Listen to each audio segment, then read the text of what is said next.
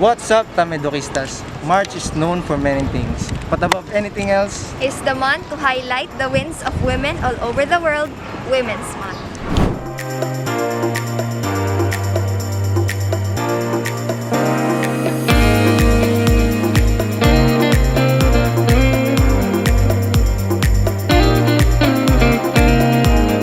As we all know, we celebrate the International Women's Month in March to give recognition to the triumphs of all women who fought for gender equality.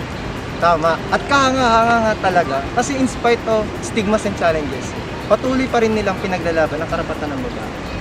Pero matanong kita, what do you think is the essence of being a woman, lalo na in this modern time? Wow, pang Miss Universe yung tanong, but for me, I think the essence of being a woman is I can speak in behalf of others, to my fellow women, and for my fellow people na women can also lead and we have a voice to empower others. Siyempre, curious na curious talaga kasi kung ano nga ba ang pananaw ng ating FEU community. Specifically, ang IE community patungkol sa women, equality, and empowerment. Kung curious ka, tara't libutin natin ang FEU campus at alamin ang perspective nila. Ngayon, kasama natin si Kuya Danso and we'll ask him a few questions. So for number 1, can you describe women empowerment in simple manner? I think isa siyang movement na naglilip sa mga women and of course make them more viewed as a equal figure in the society and of course promotes their rights and advocates for their equal standing in our society. As a man, how should you be involved in empowering women? I think one way for me to be involved as a man in empowering women is simply advocating for their rights and of course to promote their participation in our society and more specifically in their educational sector.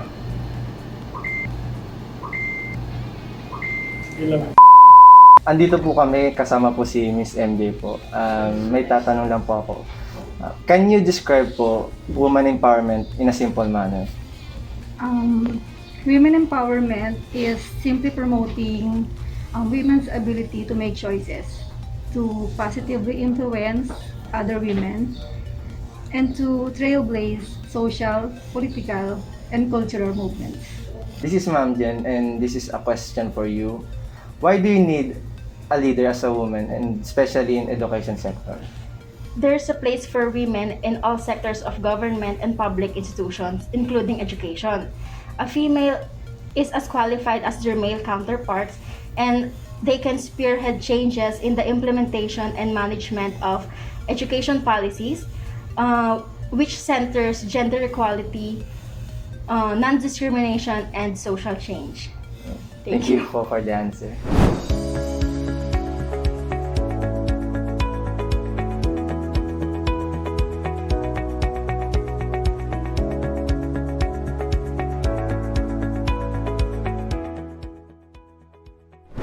Ngayon po kasama natin si Frances and I will ask you a few questions. Can you describe women empowerment in a simple manner?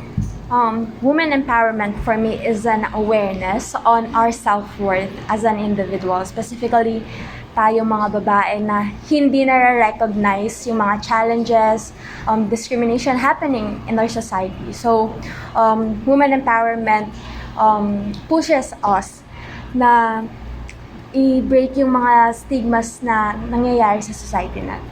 So, yeah. And what do you think are the societal issues that necessary to be addressed and what changes do you think need to be made? Definitely gender discrimination. Let's say sa gender discrimination, existing yan hindi lang sa work. Right now sa school natin, hindi lang naman of course FEU, nag-e-exist yung gender discrimination. People think na hindi natin kaya, lalo na tayo babae, hindi natin kayang mag-excel sa academics or as leader, hindi natin kaya. Hindi nga raw natin, di ba, kayang gawin yung ginagawa ng mga lalaki dahil lang babae lang tayo. So, I think ngayon, kailangan it is definitely a need and a must na ma-educate and mag-raise tayo ng awareness sa gender discrimination since ang laki ng effect niya if by future generations, ganito pa rin yung mindset na nangyayari. So, ngayon kasama ko po si Miss Amela and I will ask you a few questions. So, what societal issues do you think are necessary to be addressed and what changes do you think should be made? For me, one of the social issues that we need to address is violence against women. I think we women, girls, are so afraid to speak up, stand up for themselves, and because of that, we have the notion of ano na lang ang sasabihin ng iba. And because of that notion, we are helpless. We don't ask for help. And as a teacher, future teachers, we need to educate kids that we need to stand for ourselves. Sexual abuse, physical abuse, psychological abuse, those things are not okay. If someone hits you, if someone kisses you, hugs you, touch you without your permission, it's not okay. So I think addressing those things, we can see progress in society. As someone from the educational sector, what do you think is the role of education on gender equality, empowering oneself, especially towards women? As a teacher, as a future teacher, we need to teach young kids that girls, women are part of society and we have a voice.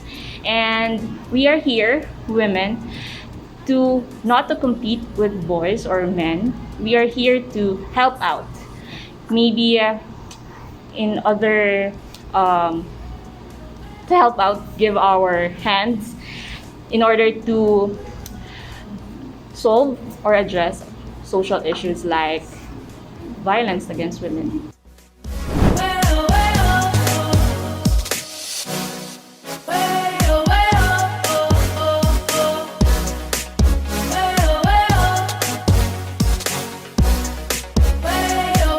So, good day. Ngayon po kasama ko si Ma'am Zarla and I will ask you one question.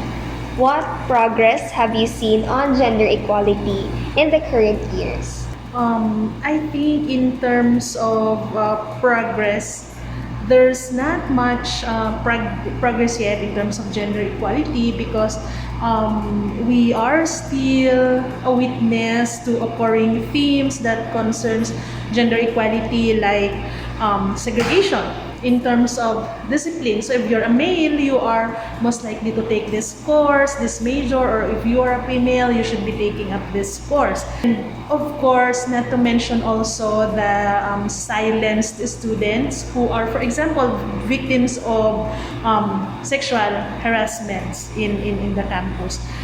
So we hope that promoting gender equality will eventually one of the advocacies that we will be carried, not just your cohort as students council officers now, but even for years to come. Dahil nga, sabi nila, hanggat merong isang babae na hindi malaya, ang kalakhan ng kababaihan ay hindi pa rin malaya. So, Hello everyone, this is Sir Jin Palan and may konting katanungan lang po kami sa inyo.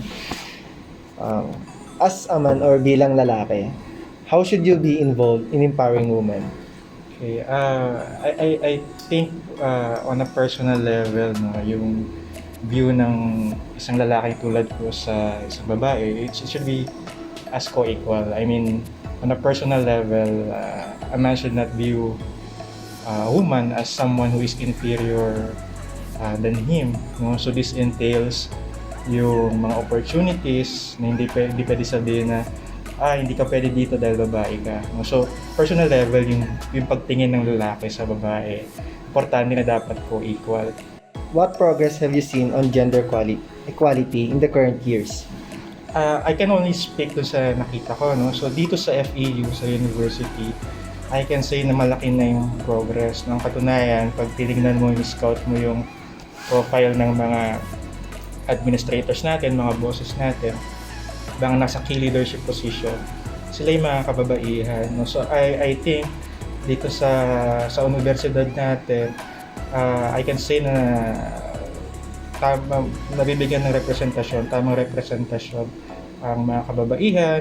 Sila, in fact, sila ay key part, no, ng mga decision making, yung mga ginagawa ng decision sa iba't ibang level ng administrasyon, kasama sila.